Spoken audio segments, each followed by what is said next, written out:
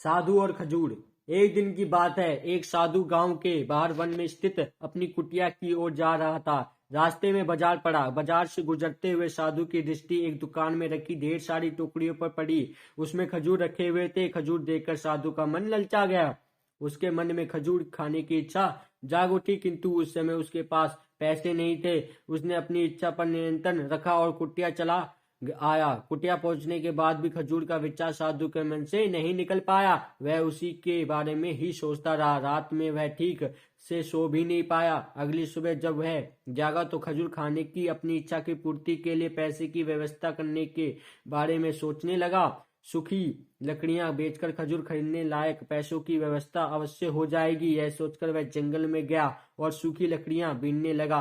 काफी लकड़ियां एकत्रित करने के बाद उसका गट्ठर बनाया और उसे अपने कंधे पर लगकर बाजार की ओर चल पड़ा। लकड़ियों का गट्ठर भारी था, जिसे उठाकर बाजार तक की दूरी तय करना आसान नहीं था, किंतु साधु चलता गया। थोड़ी देर में उसके कंधे में दर्द होने लगा, इसलिए विश्राम करने के लिए वह एक स्थान पर रुक गया। थोड़ी देर विश्राम कर वह पुनः लकड़ियां उठाकर चलने लगा। इसी तरह रुक रुक कर किसी तरह वह लकड़ियों के गट्ठर के साथ बाजार पहुंचा। बाजार में उसने सारी लकड़ियां बेच दी। अब उसके पास इतने पैसे इकट्ठे हो गए जिससे वह खजूर खरीद सके। वह बहुत प्रसन्न हुआ और खजूर की दुकान में पहुंचा। सारे पैसों से उसने खजूर खरीद लिए और वापस अपनी कुटिया की ओर चल पड़ा। कुटिया की ओर जाते जाते उसके मन में विचार आया कि आज मुझे खजूर खाने की इच्छा हुई, हो सकता है कल किसी और वस्तु की इच्छा हो जाए। कभी नए वस्त्रों की इच्छा जाग जाएगी, तो कभी अच्छे घर की, कभी स्त्री और बच्चों की, तो कभी धन की। मैं तो साधु व्यक्ति हूँ, इस तरह से तो मैं इच्छाओं के दास बन जाऊंगा।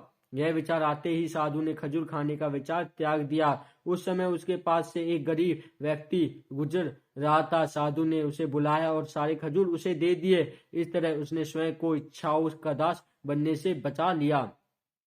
ठीक, यदि हम अपनी हर इच्छाओं के आगे हार जाएंगे तो सदा के लिए अपनी इच्छाओं के दास बन जाएंगे। मन चंचल होता है, उसमें रहकर इच्छाएं उत्पन्न होती हैं, जो उचित भी हो सकती है और अनुचित भी।